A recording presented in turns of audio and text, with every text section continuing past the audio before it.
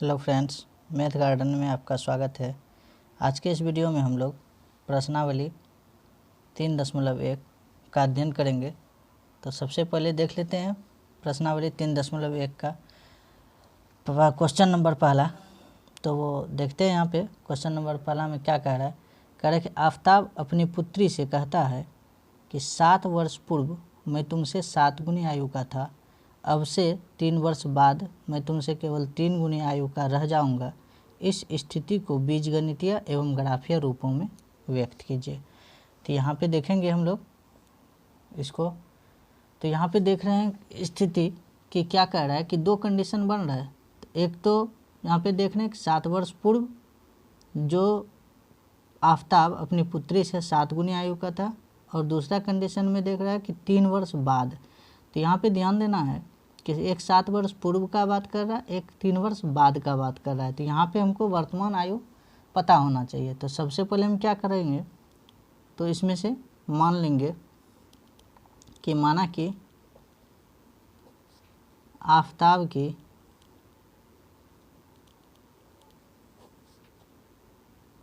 वर्तमान आयु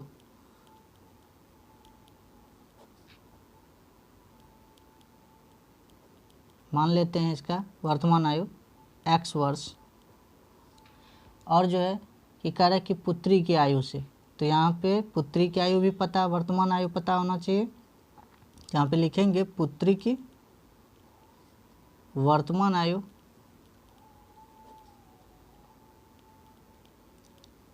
इसको हम लोग y वर्ष मान लेते हैं, ठीक है।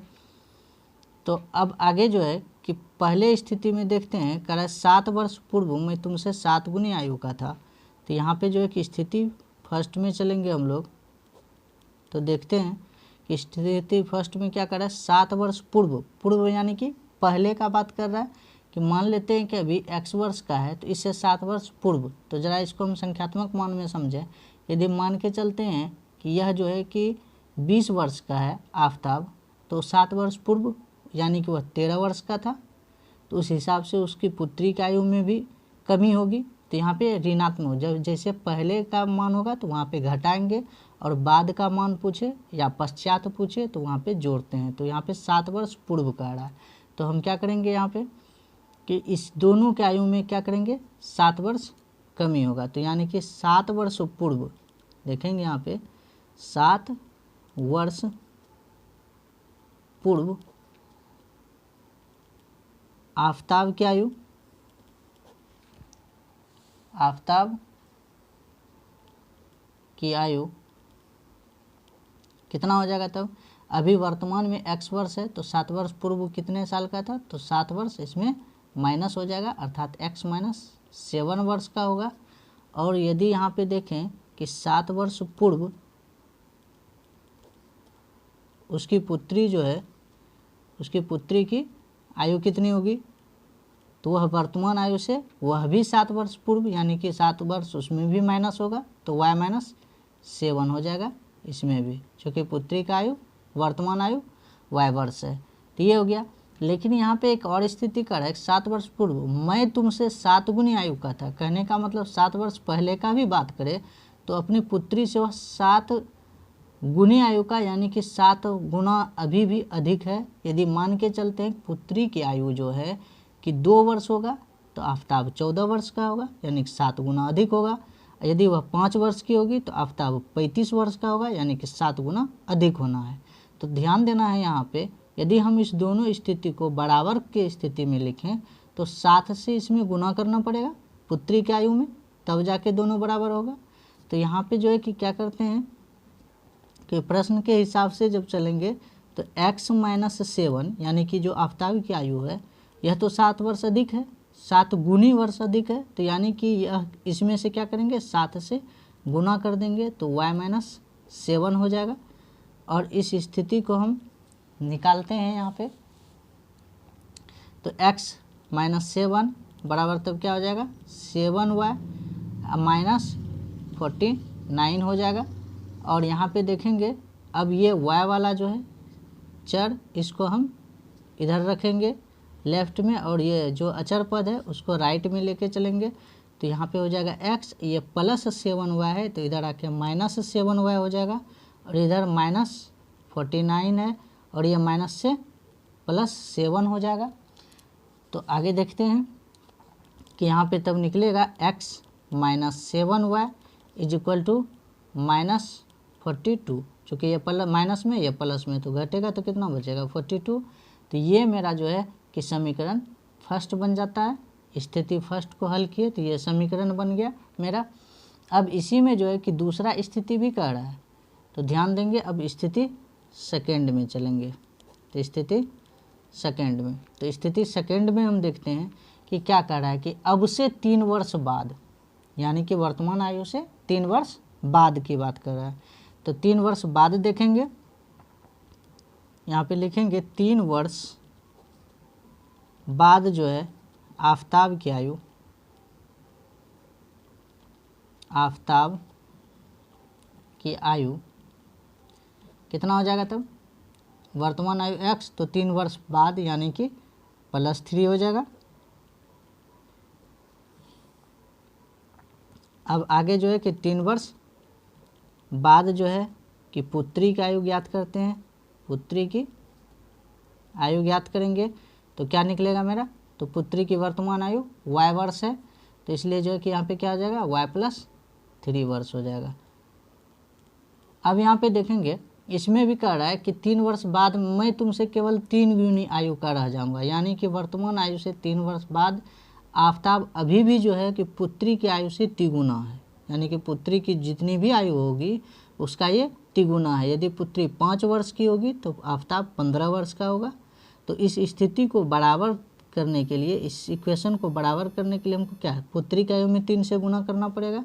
तो यहाँ पे तब हम इसी को लिख सकते हैं, या x+3 बराबर 3 × y+3, यानी कि पुत्री की आयु में 3 से गुना कर देंगे तब ये दोनों बराबर होगा। चूँकि कह रहा है कि आफताब की आयु जो है कि पुत्री से अभी भी तिगुना है। अब इसको हम हल करेंगे तो x+3 और 3y+9, ये प्लस से इधर आके माइनस में, और ये भी प्लस से उधर जाके माइनस में होगा। तो x - 3y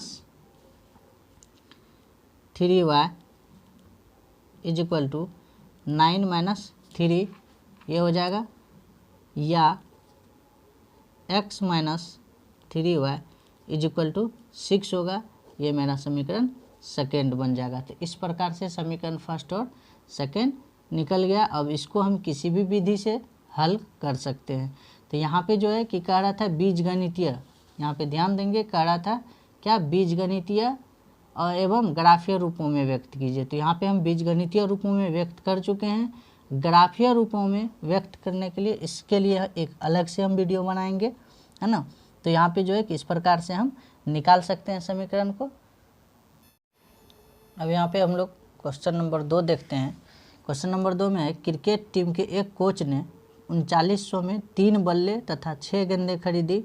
अब बाद में उसने एक और बल्ला तथा उसी प्रकार की 3 गेंदें 1300 में खरीदी।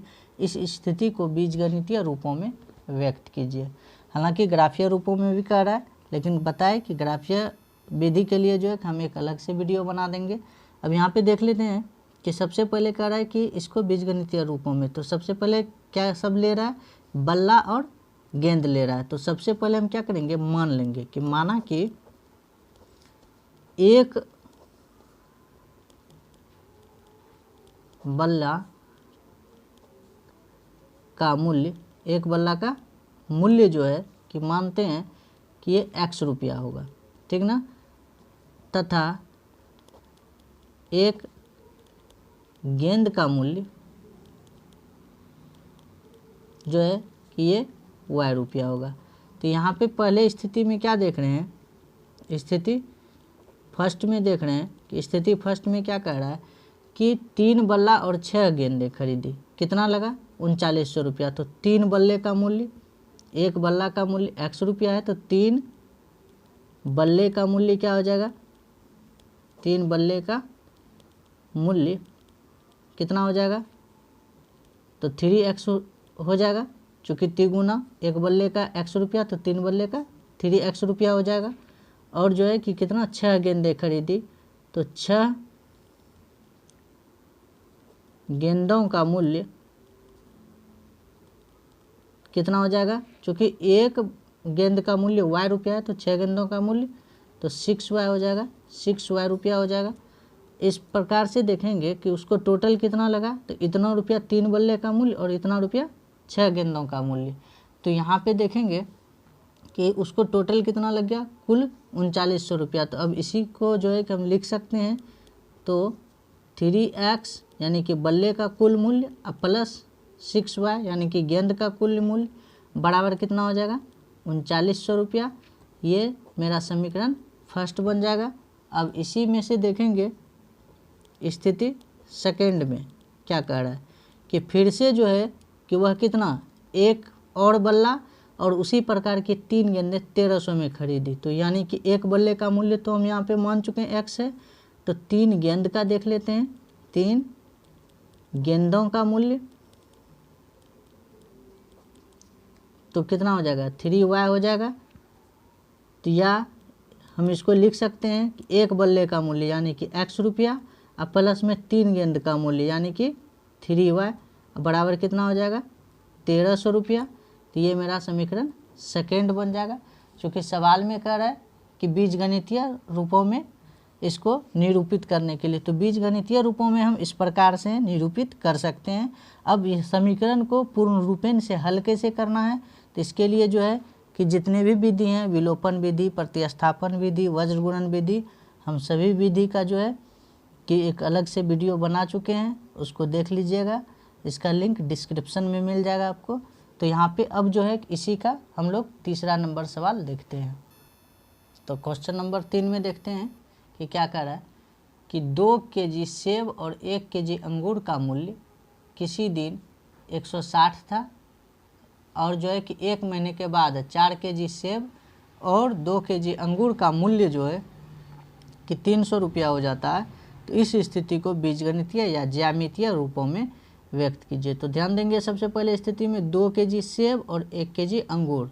तो यहाँ पे सबसे पहले जो है कि हम सेब और अंगूर का मूल्य मान लेंगे। तो यहाँ पे देखेंगे क्वेश्चन नंबर 3 का क्या कह रहा था कि 2 केजी सेब। तो यहाँ पे मान लेंगे क्वेश्चन नंबर 3 का कि माना कि 1 केजी यानी कि 1 किलोग्राम सेब का मूल्य मान लेते हैं कि x रुपया, 1 किलो सेब का मूल्य x रुपया। और जो है कि दूसरे स्थिति में कह रहा था अंगूर, तो 1 किलोग्राम अंगूर का भी मूल्य मान लेते हैं, 1 किलोग्राम अंगूर का मूल्य कितना हो जाएगा तब y रुपया, ये भी मान लिए। तो इस स्थिति में देखेंगे कि स्थिति फर्स्ट में क्या बता रहा था, स्थिति फर्स्ट में कह रहा है कि 2 केजी सेब और 1 केजी अंगूर का मूल्य कितना था, 160 रुपया था। तो यानी कि 2 केजी अंगूर का मूल्य तब कितना हो जाएगा, 2 केजी सेब का मूल्य, सेब का मूल्य जो है कि कितना हो जाएगा तब, 1 केजी का x रुपया तो 2 केजी का 2x रुपया हो जाएगा। और 1 केजी अंगूर का मूल्य यानी कि 1 केजी अंगूर का मूल्य कितना हो जाएगा, तो y रुपया हो जाएगा, चूँकि माने हैं कि y रुपया होगा। तो अब यहाँ पे जो है कि टोटल कुल मिला के कितना रुपया लग जाता है, उसको 160 रुपया लग जाता है। तो इसी को हम लिख सकते हैं 2x प्लस y यानी कि सेब का कुल मूल्य प्लस अंगूर का कुल मूल्य मिला के कितना लगता है, 160 रुपया लगता है। तो इस प्रकार से 2x plus y is equal to जो है कि कितना हो जाएगा, 160 हो जाएगा। ये मेरा समीकरण फर्स्ट बन जाएगा। और दूसरे स्थिति में देखेंगे कि क्या कह रहा है कि स्थिति सेकंड में कह रहा है कि 4 केजी सेब यानी 1 महीने के बाद जो है देखते हैं 4 केजी सेब और 2 केजी अंगूर का मूल्य 300 हो जाता है। तो यानी कि 4 केजी सेब का मूल्य कितना हो जाएगा, सेब का मूल्य कितना हो जाएगा, तो 4x हो जाएगा। और जो है कि 2 केजी अंगूर, 2 केजी अंगूर का मूल्य जो है कि ये कितना हो जाएगा, तो मेरा 1 kg का y रुपया है तो 2 kg का 2y, इतना रुपया हो जाएगा। और जो है कि दोनों मिला के कुल रुपया कितना लगता है 300 रुपया। तो यह हम इसको कर सकते हैं कि सेब का कुल मूल्य यानी कि 4x प्लस अंगूर का कुल मूल्य यानी कि 2x बराबर कितना, यानी कि 300 रुपया। तो ये या तो यहाँ पे देख रहे हैं डिवाइड हो सकता है, तो इसमें से हम 2 को कॉमन लेके भी कर सकते हैं। तो या हम इसको इस प्रकार से भी व्यक्त कर सकते हैं कि 2 को कॉमन लेंगे दोनों से तो 2x plus y is equal to 300, यानी कि इससे ये डिवाइड होगा तो कितना होगा 150। तो या लिख सकते हैं कि 2x प्लस वाई बराबर कितना 150। ये मेरा समीकरण सेकेंड हो जाएगा। इस प्रकार से हम बीजगणितीय रूप में समीकरण को बना सकते हैं।